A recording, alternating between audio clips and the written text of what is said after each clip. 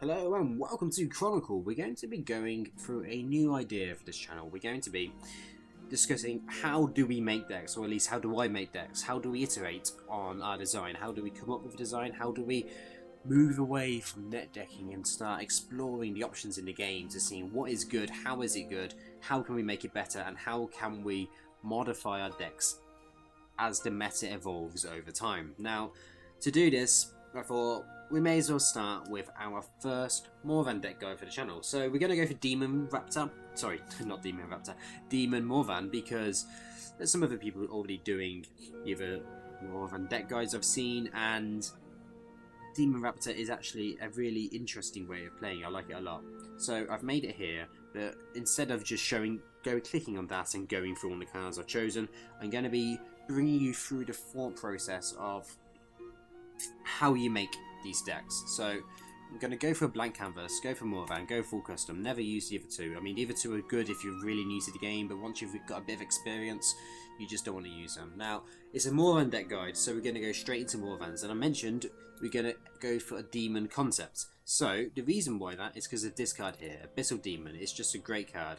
You exhaust yourself, which means you can go straight into Relison's Balm, and you remove exhaust from your next demon, so you're basically exchanging exhaust. Now this is phenomenally powerful because it allows you to Relison's Balm before your next demon, such as Greater Demon, instead of after it, and it also lets you go strike if you manage to pull off a 4 turn combo, which is really powerful. So this is a great card, but unfortunately for Morvran, Anger of Dalwith, the Demon Slayer task, doesn't work well with it. Now, that's why the reason why is because Abyssal Demon exhausts you and then removes exhaust. So to make use out of both of those features, you need to be playing a 3-card combo. And then, do you really want to be doing Dalwith? And if you've already got a 3-card combo, you know, it's just not going to work. You're never going to really be able to play both of them off.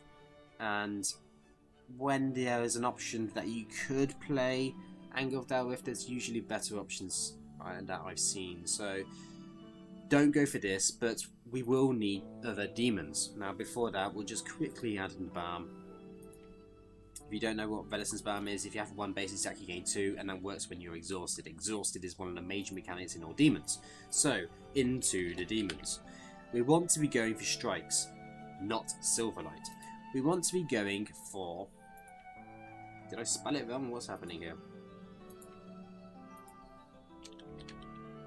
Demon. Yeah, I don't know what happened there. So, we'll go for Greater Demon because it's the easiest to access strike exhaust demon, and the 2 gold cost actually comes very in handy for Relison's Balm. Now, there are some other demons here. These 2 demons are also very easy to access. They don't give you the exhaust, which is a blessing and a curse, and they're a baton instead of a strike.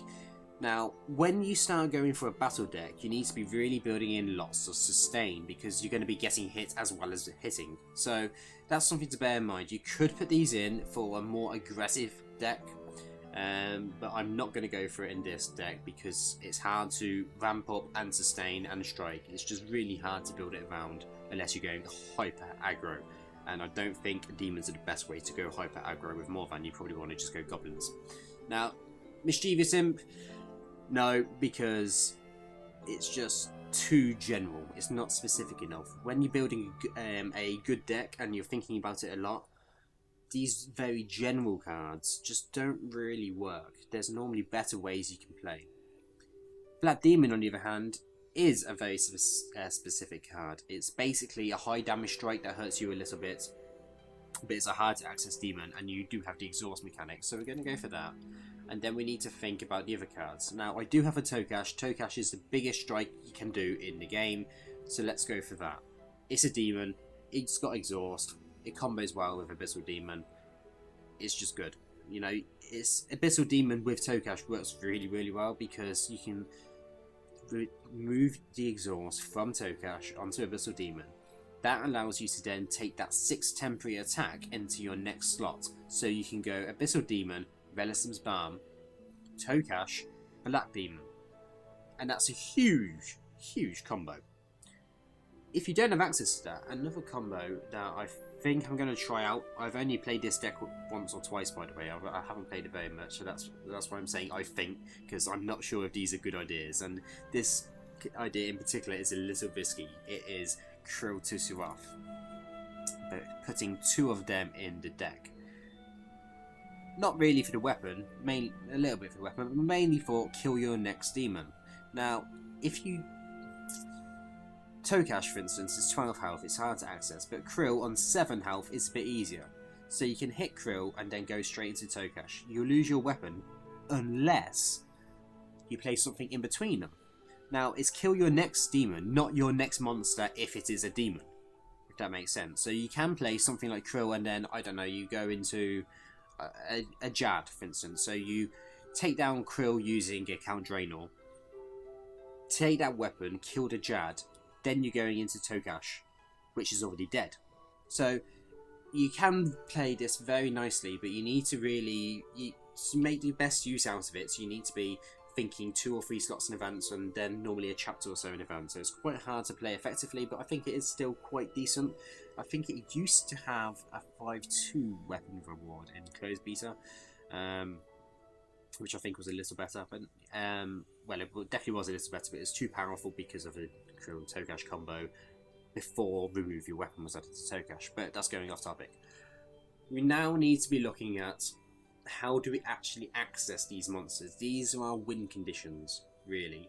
We're going up with a big combo and we're doing big strikes, but we need to be able to access them and we need to be able to survive until that happens. So we need AP. How do you get AP? Well, you play KGP. That gives you 2. So now we have 2, 4, 6 AP in the deck, which is not too bad, but we do really want a little more. There's various ways of getting AP. Morvran doesn't actually have many. It's got that Beast Direwolf card, but it doesn't really have any more AP gain, which is quite surprising. When I was looking through these Morvran cards, I was expecting a little more, at least one option, apart from Direwolf, to be gaining AP, but it doesn't have any. We are going to add Dragon Two-Hander because the 4, well, we'll talk about that later, but I'll just click on it now. When we're looking at monsters, to gain AP, there's Okjad, Dagonath Sentinel, where is it? There, and oh wow, Tormented Demon. We've already, yeah, I'll get rid of that so you can see it a bit easier. So there's Jad, Sentinel, Tormented Demon, and Ogre Warlord. They're your ways, apart from KGP, of gaining AP relatively consistently within a general pool. Now, if you talk through these, Jad is great. I like Jad a lot. It gives you the armor, you can access it easy. If it's griefed, it kills you, but grief is no longer so much of a thing because now Morwen is not in every deck in existence. So this is a really good option. Additionally, Dagonath Sentinel is a great option. I might end up changing this around. Tormented Demon combos well with Kurtisaraf, but I'm probably not going to go for it because it's too greedy. I am going to try Ogre Warlord. It gives you a little armor if you don't have any. It also gives Survival a little armor if they don't have any, but it techs against armor stacking, which is now definitely a thing in the current meta, where Morvran Caliphites can stack 60 armor in a game if they play correctly. Raptor armor stacking is coming back in a big way. Now griefing in Gold Grief is no longer such a thing. They can access those armor cards and the cards that use armor much more effectively. So Ogre Warlord is coming back as a useful card. Armor stacking is still not a big thing because of this card is in existence and also Green Dragon, but it is coming back. I'm going to try it out. I might end up swapping it for a Sentinel or a Jad. We will see. Now, we added this Dragon Two-Hander because this is another good way of ramping up and hitting these monsters.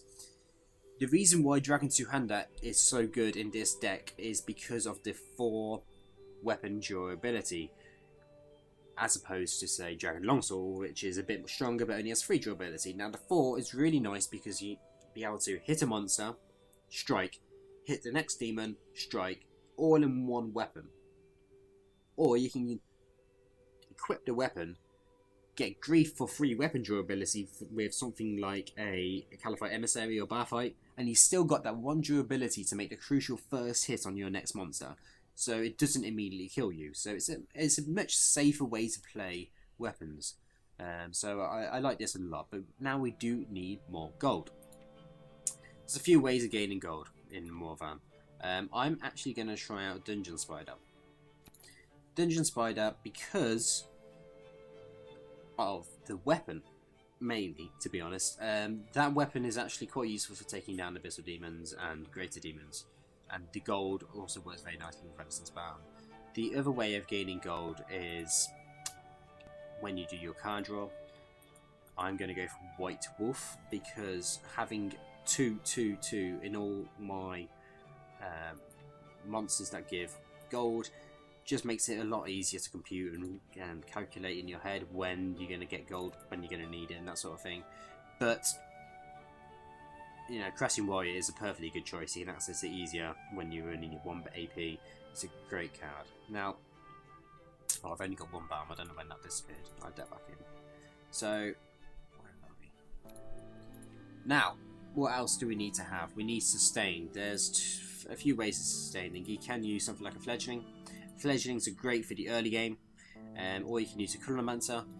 I'm gonna go and try. Where is it? Unicorn. Where's Unicorn gone? Here it is. Unicorn is a cross between a Chronomancer and a Futetsu. 7 health and 8 attack is very powerful. If you get this wrong, it can be a disaster. But we do have lots of weapons. We're going to add another one shortly, and a good amount of AP gain. So, especially with the Resistance Balm. This is not 4, remember, this is 8 because of the Resistance Balm. So, we can access this relatively easily. And it does give a huge amount of reward. It's basically a 12 health swing in 1 card if you hit it in 1, which is really good. And because half of it's in armor, half of it's in health, you can hit it from 24 health and you're still going to get its full effect. So you don't have to be hurt a lot to get a big heal. So that's a really good plus from that card. Now, we did just say we're going to add another weapon. And what's that weapon? That is Sergeant Slimetoes. Why? Well, Sergeant Slimetoes is a brilliant card. I'm not going to talk much about that. You know what it does. It's great. The other one we're going to add is Count Draenor. Count Draenor is not a weapon, obviously, but it does give a bit more health. We haven't got a lot of health regeneration here.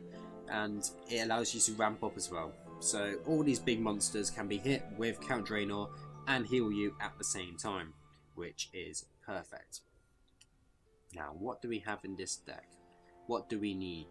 We have, where is it? We have Armor Grief. We don't have any Weapon Grief. There's nothing here that gets rid of weapon durability. Now, there's a few options again. We can go for Caliphate Emissary. We could go for, we could, if we really want to, we could go for the Giant Rats. We're not going to. We're going to go for the Bar Fight. I was talking previously around not going for the Lesser Demon and Revenant Demon because the battle means you're going to get hit, but Bar Fight is a stupidly powerful card because it removes durability and it battles. So it is essentially getting rid of 3 durability of your rival, and you're getting a battle or a strike if you're on high enough AP that it's just going to kill them in 1. You don't have to worry about them hitting you back. So it's a fantastic card. But we do now have 1 card slot left before we get up to 30. There's a few options here. You probably want to go for Diamond because we have 1 diamond here. If we're not going for another diamond, we may as well get rid of Tokash so we can play our cards consistently. If you look at my video on first and second and card draw, you can see if you're running 2 cards in a deck, it's a huge advantage of being able to play out consistently. You go into the stats and detail, it's worth checking out. So, what diamonds could we have? Unfortunately, they haven't implemented a diamond search feature yet. We could go for Morvran. Now, Morvran would allow us to clone Tokash, which is crazy, you know. We could go, for instance, Krill, Morvran, Tokash, and then we won't have to worry about it being aggressive, and we've got another Tokash later on.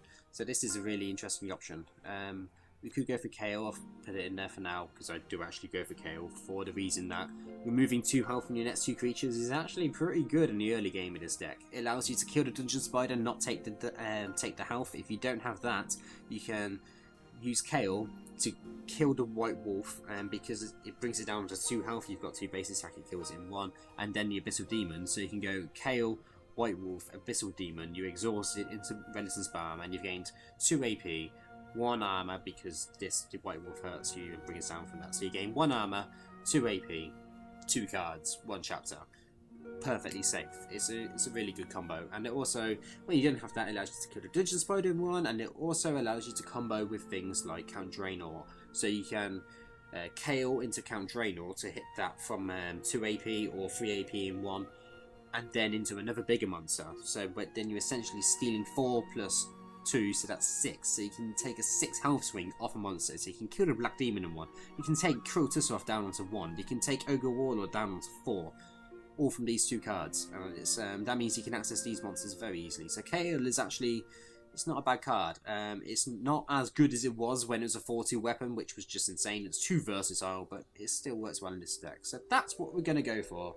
This is our first iteration for our Morvran Demon deck. Now, what I mean by first iteration is you build a deck based on, you go through your cards, you look at what synergizes, what's going to work well, and then you take it into ranked and you see it completely fail. That's what we're going to do now. I'm going to show you a ranked game. You're going to see what works, what doesn't work, and then you go through and you play rank after rank after rank, and you see how your opponents interact with you. How you interact with your cards. Do you get the card draws that you want consistently enough to be able to play out your planned strategies? Yes, no, maybe, whatever, you know? And then you come back into your game, after playing a number of games, you don't just play one game and then make it change, one game and then change. You need to play a number of them and see, and then make changes en masse. So we're going to go now and we're going to play the game, we're going to see how it works, and you should be able to learn a lot. So queuing up in ranked, I'm only gold 19, so I'm not going to be facing the best people in the game. I haven't done a big ladder push yet, because I've been doing a lot of experimenting and I've been quite busy with work and both, and came out and just server problems, etc. So hopefully I'll have enough time to get up into platinum, into diamond at the end. We shall find out. If not, it's no big loss. Dankest memes, that's who again. So I had to pause the video and restart the search and log out and log in because of the server difficulties. But yeah, so I think I played this person a bit early on today. I can't remember exactly what they do. I think they're quite an aggressive Ozone deck. Never mind. As we can see, we've got a lot of big monsters here, so we're going to have to just get rid of it, get rid of it, get rid of it, get rid of it.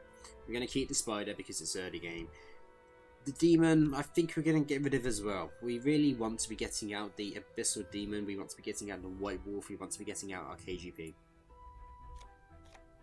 And the Slime Toes is great to come out with, and then we pulled out the Abyssal Demon. So, we haven't got a BAM, unfortunately, we haven't got any card draw. But, we can still have some fun, so let's, actually, we could just do this.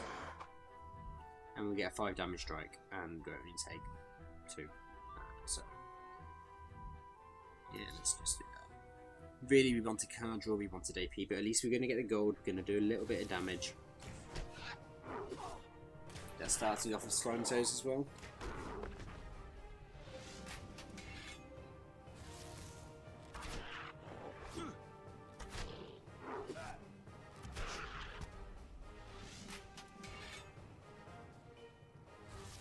Until Tormented Demon, so that's a very aggressive start.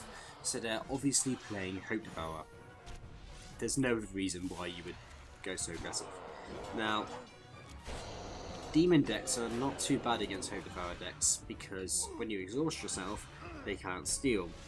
However, we've exhausted ourselves in the wrong place to defend ourselves. Well, they haven't used it now anyway.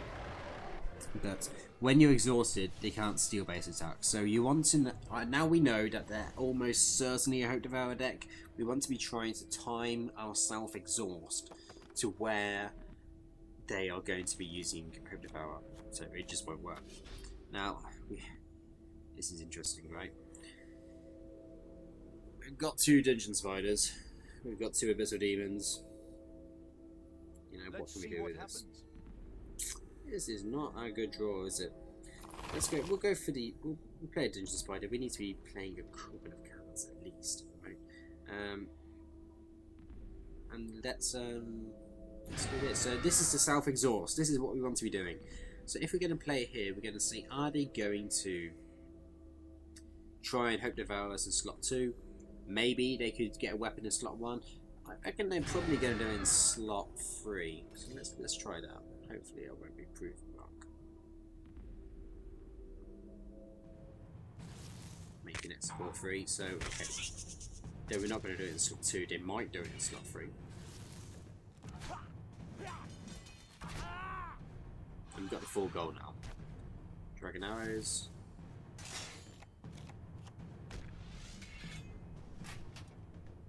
And Hope Devourer. So perfect. We've exhausted ourselves. Hope Devourer. Not going to work. They have not gained an AP. We have not lost an AP. That's exactly why this what we planned. So that worked really well. And they were expecting to be on 5. They're only on 4. We were expecting to be a bit higher, but we didn't get the draw. So win some, lose some. But that's self-exhaust is such a strong feature. One of the reasons is that. And here we go. We've finally got the Velison's Balm. So now we can go Abyssal Demon, Velison's Balm. Awesome. Now, if we had higher base attack, we wanted to be hitting these things. Let's see what happens. If we go Abyssal, yeah, you see, this is where Culminamancer would have been useful. We're going to be hurting ourselves. We want to be really healing up.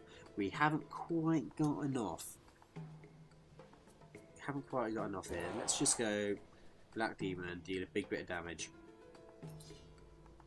Gaining that base attack now is great because in the next chapter we'll be able to more easily play our cards.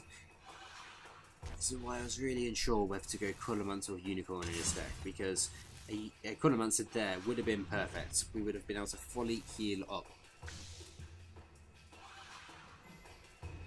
Whereas a Unicorn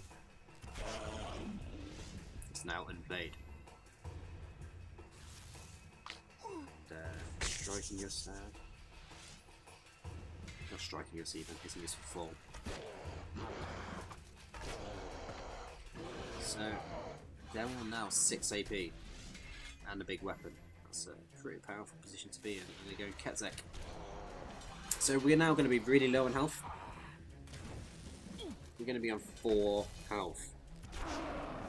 It's not a place we want to be.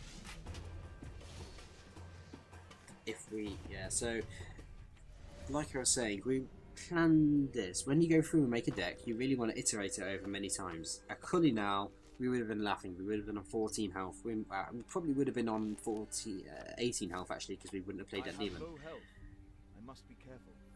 Now, as I was saying previously, Kale into Draenor is pretty good, but will we survive enough? We want to be going Kale, Draenor, Unicorn. That's our safest play on our side. I think that's our only play really, because if we had 1 more AP, we could have gone straight into Draenor into Unicorn. It would have been fine. But we don't. And if we were to play Draenor in slot 1, then we would have been only on 5 health. That's not enough. Not enough to survive, and they're probably going to hit us for something aggressive in their slot. There we go, 8 damage. So, okay, we've not survived in a way. So, you can see, this didn't really work. But never mind. I'm going to go now. I'm going to finish this video. You've seen how I tried to make a deck. It didn't quite work, but you can see the sort of 4 processes that you go through to make a deck or not make a deck. I'm going to record next video, probably put it up in a separate video.